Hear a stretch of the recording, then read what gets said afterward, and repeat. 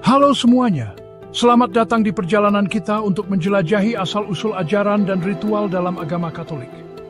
Selama lebih dari 2000 tahun, agama Katolik telah berkembang menjadi agama dunia dengan tradisi yang mengakar kuat dalam budaya berbagai negara, seperti tanaman kemangi yang ditanam pada hari pernikahan yang terkenal di seluruh India. Banyak dari tradisi ini mirip dengan ritual keagamaan kuno, mengungkapkan sejarah budaya dan agama yang kaya, seperti masakan dari seluruh pelosok India, masing-masing dengan kisahnya sendiri. Dengan mempelajari pengaruh sejarah dan budaya yang membentuk agama Katolik, kita dapat lebih memahami warisan yang telah bertahan lama ini, seperti kita mempelajari musik daerah dan tradisi, misalnya sejarah festival Diwali. Jauh sebelum agama Kristen ada, matahari telah dipuja di banyak kebudayaan kuno, seperti Dewa Ra di Mesir atau Dewa Inti di Inca. Orang Romawi misalnya mendedikasikan satu hari untuk matahari yang tak terkalahkan, Dewa Matahari mereka. Hari Minggu, Dies Solis.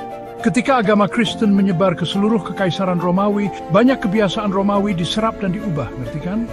Sebuah perpaduan budaya yang nyata.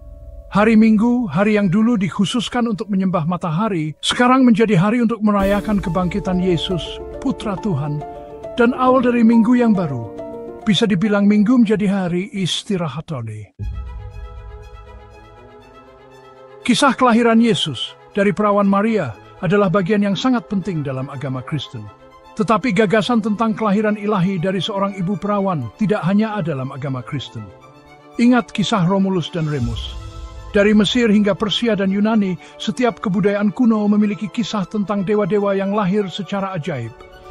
Seperti Horus atau Mithra, itu hanya beberapa contoh.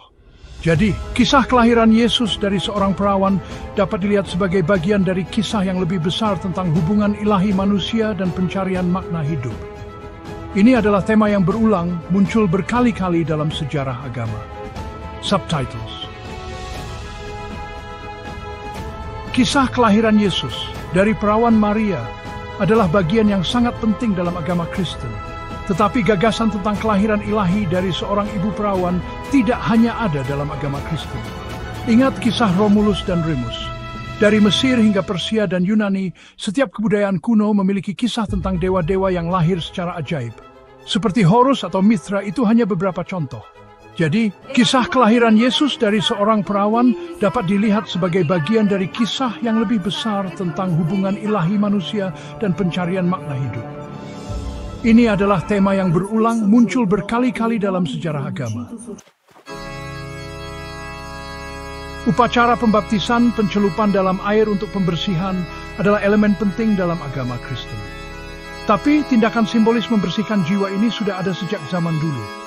Contohnya ritual penyucian di Romawi kuno. Di Mesir kuno, air sungai Nil digunakan dalam ritual pembersihan tubuh dan jiwa, mirip dengan baptisan di sungai Yordan bagi umat Kristen.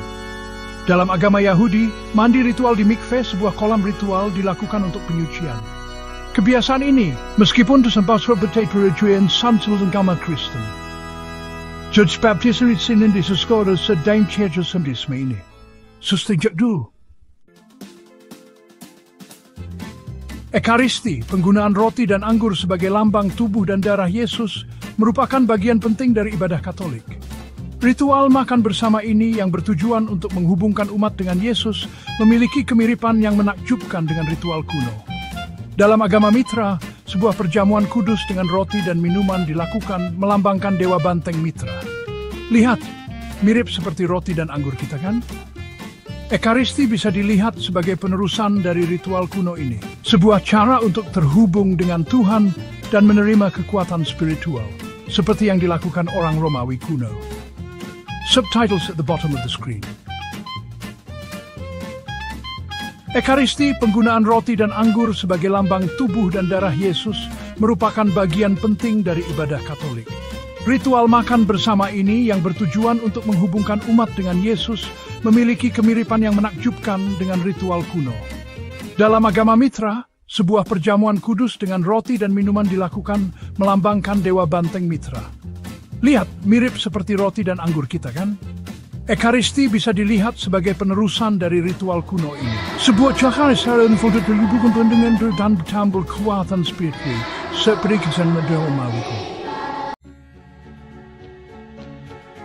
Kebangkitan Yesus adalah dasar dari agama Kristen, sebuah sinar harapan seperti cahaya kecil dalam kegelapan. Gagasan tentang dewa yang mati dan hidup kembali sudah ada jauh sebelum agama Kristen. Kisah ini muncul dalam banyak mitologi kuno. Contohnya seperti kisah Persephone atau Osiris dari Mesir. Dewa Osiris dari Mesir dibunuh oleh saudaranya Set, tetapi istrinya Isis menghidupkannya kembali untuk menghakimi orang mati. Kebangkitan Yesus mencerminkan pola kuno ini dan membawa pesan harapan yang melampaui berbagai budaya. Seperti banyak orang yang bekerja sama untuk satu tujuan. Seperti pepatah, bersatu kita teguh, bercerai kita runtuh. Gereja Katolik dengan hierarki dan pakaian para pastor yang rumit mengingatkan kita pada keagungan zaman dahulu. Misalnya, pakaian kardinal sangat mirip dengan pakaian raja-raja di zaman kuno. Kewenangannya berakar dari bait suci Yahudi dan ritual kekaisaran Romawi, pengaruh yang masih ada dalam hierarki gereja saat ini. Ini seperti melihat sekilas masa lalu, seperti pengaruh arsitektur Bizantium di Kiev. Para imam besar memasuki tempat kudus, mengenakan pakaian khusus seperti paus dalam upacara besar. Sama seperti pakaian menunjukkan status di masa lalu, pakaian di gereja saat ini juga memiliki arti yang sama. Gereja Katolik telah mengadopsi simbol-simbol ini dan menggunakannya dalam ritual mereka, menciptakan tradisi mereka sendiri, seperti kebiasaan kuno kita yang masih dijalankan hingga saat ini. Ritual pengakuan dosa dalam Katolik, di mana kamu mengakui dosamu kepada seorang pastor untuk mendapatkan pengampunan, mungkin terlihat seperti tradisi Kristen saja. Tapi mengakui kesalahan kepada seorang figur yang berwenang secara spiritual sudah ada jauh sebelum agama Kristen. Di Mesir kuno, orang-orang mengaku dosa kepada para imam yang bertindak sebagai perantara antara manusia dan dewa. Contohnya, pengakuan negatif dibacakan dalam perjalanan setelah kematian. Jadi, meskipun berlandaskan ajaran Kristen, sakramen pengandosa dalam Katolik mencerminkan keinginan manusia untuk penyucian dan pembaruan rohani, menggemakan ritual kuno dari masa lalu. Aroma dupa yang harum, cahaya lilin yang berkelap-kelip, semua ini ada di setiap gereja Katolik, menciptakan suasana khidmat dan tenang. Bayangkan Basilika Santo Petrus atau Katedral Milan diterangi oleh ratusan lilin. Atau bayangkan lilin yang menyala di Santuari Nasional Aparecida, membawa rasa damai dan harapan. Ritual-ritual ini sudah ada sejak zaman pra-Kristen. Di bait-bait suci Yahudi kuno, dupa digunakan sebagai persembahan kepada Tuhan, sebagai cara agar doa naik kepadanya. Orang Romawi juga menggunakan dupa dalam upacara mereka. Mereka percaya bahwa asap yang harum membawa doa-doa mereka ke surga, seperti jembatan antara dunia dan Tuhan. Gereja Katolik melanjutkan tradisi ini, memenuhi doa dan ibadah dengan aroma dan cahaya, menciptakan suasana mistis dan emosional. Ini seperti seni suci, memikat umat. Seperti perasaan yang terasakan saat mendengarkan nyanyi Gregorian atau mengagumi lukisan suci Andrei Rublev yang indah. Ide tentang selibat atau lebih tepatnya pantangan sudah ada sejak lama dalam praktik dan filosofi keagamaan, bahkan sebelum agama Kristen. Contohnya seperti penganut Buddha Zen atau pengikut Pythagoras. Pantangan demi kemurnian spiritual bukan hanya tradisi Kristen. Selibat para imam Katolik sebenarnya mencerminkan gagasan kuno yang menghubungkan kesucian dengan perkembangan spiritual seperti para perawan Vesta di Romawi kuno. Penghormatan kepada para santo dan relik mereka merupakan ciri khas dalam agama Katolik. Penghormatan ini mengingatkan kita pada pemujaan pahlawan di Yunani dan Romawi kuno. Contohnya seperti tokoh-tokoh legendaris seperti Herakles atau Achilles. Dan dalam tradisi Rusia, figur seperti Alexander Nevsky, Dmitri Donskoy atau Kuzma Minin dan Dmitri Pozharsky yang hingga saat ini tetap menjadi simbol keberanian dan patriotisme bagi kita. Di dunia Yunani Romawi, para pahlawan seringkali dipuja setelah kematian mereka. Hampir seperti dewa, mereka yang memiliki dampak besar pada komunitas mereka.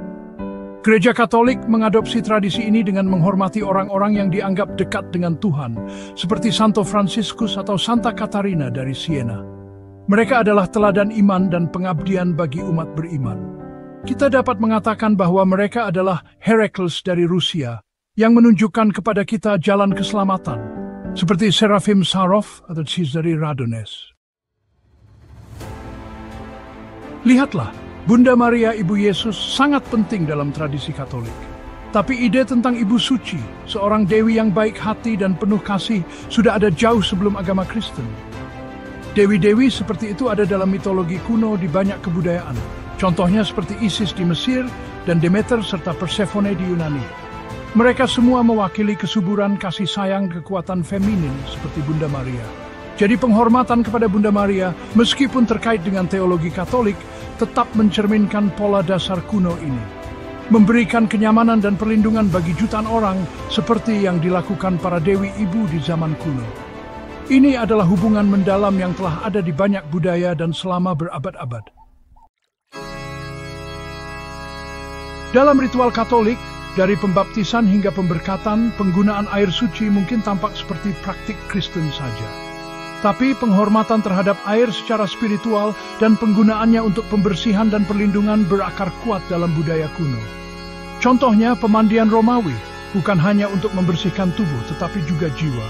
Atau air dari sungai suci seperti sungai Gangga di India. Dan dalam tradisi Slavia kita, mandi embun di Ivan Kupala. Dalam ritual Babilonia, air memainkan peran penting dalam upacara pembersihan, membebaskan orang dari kekotoran spiritual. Seperti air yang diberkati di Brazil saat ini, itu dipandang sebagai sumber penyembuhan dan perlindungan. Mirip dengan pemberkatan roti kulit saat Paskah kita. Air suci yang diberkati oleh pastor melanjutkan tradisi kuno ini, berfungsi sebagai pengingat fisik akan pembersihan spiritual dan perlindungan ilahi. Seperti benang Ariadne yang menghubungkan berbagai zaman dan budaya, air suci mengingatkan kita pada asal-usul kuno dan kesama untuk kemurnian dan perlindungan. Natal, hari kelahiran Yesus pada tanggal 25 Desember, mungkin tampak seperti tanggal yang dipilih secara acak. Tapi tanggal ini bertepatan dengan festival titik balik matahari musim dingin Romawi kuno. Momen awal yang baru dan kelahiran kembali. Seperti tahun baru kita. Bayangkan Saturnalia, festival besar mereka. Pada pertengahan Desember, orang Romawi merayakan Saturnalia, sebuah festival untuk Dewa Saturnus. Saat-saat yang penuh kegembiraan dan pesta. Semua orang merayakannya, dari tua hingga muda. Dengan memilih tanggal ini untuk Natal, gereja mula-mula menghubungkan kelahiran Yesus terang dunia dengan perayaan kuno ini. Seperti pepatah, jika tidak bisa mengalahkan mereka, bergabunglah dengan mereka. Sama seperti kue ketan di hari tahun baru, sebuah tradisi yang sudah ada sejak lama. Paskah, perayaan kebangkitan Yesus adalah hari raya paling penting dalam kalender Kristen. Tapi waktu Paskah yang bertepatan dengan musim semi, bersama dengan tema kematian dan kelahiran kembali, mencerminkan festival musim semi kuno, seperti pemujaan Persephone dalam mitologi Yunani. Paskah Kristen, meskipun berdasarkan kebangkitan Yesus, juga mencerminkan tema-tema kuno ini. Telur yang diwarnai, simbol kehidupan baru, juga ditemukan dalam festival-festival pagan kuno. Ini terlihat dalam tradisi mercikkan air Paul yang melambangkan pembersihan dan Dionysos di musim semi. Subtitles. Paskah, perayaan kebangkitan Yesus, adalah hari raya paling penting dalam kalender Kristen. Tapi waktu Paskah, yang bertepatan dengan musim semi, bersama dengan tema kematian dan kelahiran kembali, mencerminkan festival musim semi kuno, seperti pemujaan Persephone dalam mitologi Yunani. Paskah Kristen, meskipun berdasarkan kebangkitan Yesus, juga mencerminkan tema-tema kuno ini. Telur yang diwarnai, simbol kehidupan baru, juga ditemukan dalam festival-festival pagan kuno. Ini terlihat jelas dalam tradisi memercikkan air saat Paskah, yang melambangkan pembersihan dan kehidupan baru di musim semi. Tasbih ini, manik-manik yang digunakan umat Katolik untuk menghitung doa, mungkin tampak seperti praktik khusus agama Kristen saja. Tapi penggunaan manik-manik untuk berdoa sudah ada sebelum agama Kristen, dan ditemukan dalam berbagai tradisi, seperti mengikat simpul di tali untuk menghitung skor dalam permainan. Bercanda, tapi serius, praktik ini sudah sangat tua. Dalam agama Hindu, Japamala, untayan 112 manik-manik, digunakan untuk menghitung mantra saat meditasi. Tasbih termasuk dalam tradisi yang lebih luas ini, di mana manik-manik digunakan sebagai alat bantu indrawi dalam doa, mirip dengan praktik serupa dalam agama-agama lain. Harap gunakan Storyblocks untuk cuplikan tambahan daripada membeli lisensi iStock lebih lanjut. Pastikan subtitle terletak di bagian bawah layar agar lebih mudah dilihat. Dalam agama Katolik, ketika orang menjauh dari dunia untuk berdoa dan bermeditasi, itu disebut kehidupan monastik. Sekilas, ini tampak seperti praktik khusus agama Kristen. Namun, keinginan untuk mencari kedamaian batin dan membangun komunitas yang didedikasikan untuk praktik keagamaan sudah ada jauh sebelum agama Kristen. Seperti misalnya tokoh-tokoh suci seperti Pythagoras atau Santo Antonius Agung. Jadi, kehidupan monastik Katolik, meskipun didasarkan pada ajaran Kristen, mencerminkan kerinduan manusia yang mendalam. Kerinduan akan keharmonisan spiritual melampaui dunia materi, seperti yang diajarkan oleh Santo Sergius dari Radones dan Santo Serafim dari Sarov. Dalam agama Katolik, konsep surga dan neraka, gagasan tentang kemana jiwa pergi setelah kematian, sekilas tampak seperti ide yang khusus dari agama Kristen. Tapi ide tentang dualitas akhirat, pahala bagi yang baik dan hukuman bagi yang jahat sudah ada jauh sebelum agama Kristen, seperti penghakiman orang Mesir kuno dan Osiris. Jadi, pandangan Katolik tentang surga dan neraka, meskipun dipengaruhi oleh teologi Kristen, sebenarnya didasarkan pada pemikiran manusia yang mendalam tentang mati dan penghakiman, seperti dalam Divine Comedy karya Dante. Keyakinan tentang malaikat dan iblis dalam Katolik mungkin tampak seperti hanya bagian dari agama Kristen. Namun, kepercayaan pada makhluk supernatural sudah ada sejak zaman dulu, menghubungkan berbagai budaya dan zaman. Contohnya, orang Slavia kuno menyembah dewa dan roh seperti Rusalka Leshi Domovie, atau makhluk mitos dalam dongeng Rusia seperti Baba Yaga atau Koshchei si kematian. Mitologi Babilonia seperti dewa-dewa Slavia atau dongeng Skandinavia juga memiliki banyak dewa dan monster dengan berbagai kekuatan. Jadi, konsep malaikat dan iblis dalam Katolik berasal dari kecenderungan umum manusia dari dulu hingga sekarang untuk membayangkan dunia tak terlihat yang dipenuhi kekuatan yang memengaruhi nasib kita. Sama seperti kita percaya pada cerita dan legenda budaya kita, seperti burung api atau Zmei Gorinih misalnya. Gagasan penghakiman terakhir dalam Katolik, di mana jiwa dihakimi berdasarkan perbuatan mereka, bukanlah konsep yang unik bagi agama Kristen. Ide tentang penghakiman setelah kematian sudah ada sejak lama. Ingat Charon, pendayung jiwa ke Hades, atau penghakiman Olorun dalam kepercayaan Yoruba, atau kisah Dedmoros yang memberi hadiah kepada gadis-gadis rajin dan menghukum yang malas. Itu versi Rusia dari ide ini. Orang Mesir kuno percaya bahwa hati orang mati akan ditimbang dengan bulu Ma'at, dewi kebenaran dan keadilan. Ini menentukan nasib mereka di akhirat.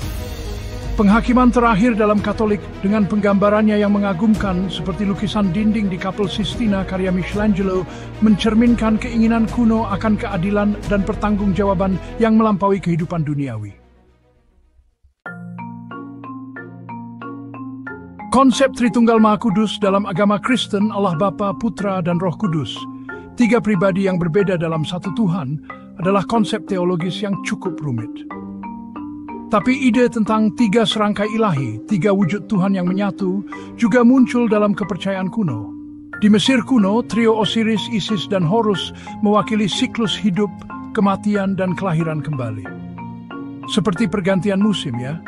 Meskipun Tritunggal Maha Kudus dalam Kristen itu unik, ia tetap mencerminkan gambaran kuno tentang kesatuan dalam keberagaman, dan memandang Tuhan sebagai satu kesatuan yang kompleks seperti dunia kita ini. Terima kasih telah bergabung dengan kami dalam perjalanan waktu ini, menelusuri benang-benang tradisi Katolik kembali ke akar kunonya. Kita telah menjelajahi permadani keyakinan yang memukau, mengungkap koneksi yang menerangi kekayaan dan kompleksitas sejarah agama. Seperti mosaik Bizantium, setiap bagian kecil berkontribusi pada keindahan keseluruhannya. Dengan mengikuti benang-benang ini, kita tidak hanya mendapatkan pemahaman yang lebih baik tentang agama Katolik, tetapi juga tentang pengalaman manusia, seperti bagaimana Aleja Dingho mengukir keyakinan dan sejarah Brasil dengan tangannya sendiri. Seperti dongeng Pushkin atau cerita rakyat para pahlawan yang membentuk budaya kita, kisah-kisah kuno ini membentuk kepercayaan kita. Berlangganan saluran kami untuk mendukung kami dan terus jelajahi sejarah, budaya, dan agama bersama kami. Terima kasih telah menonton. Damai dan cinta untuk semua.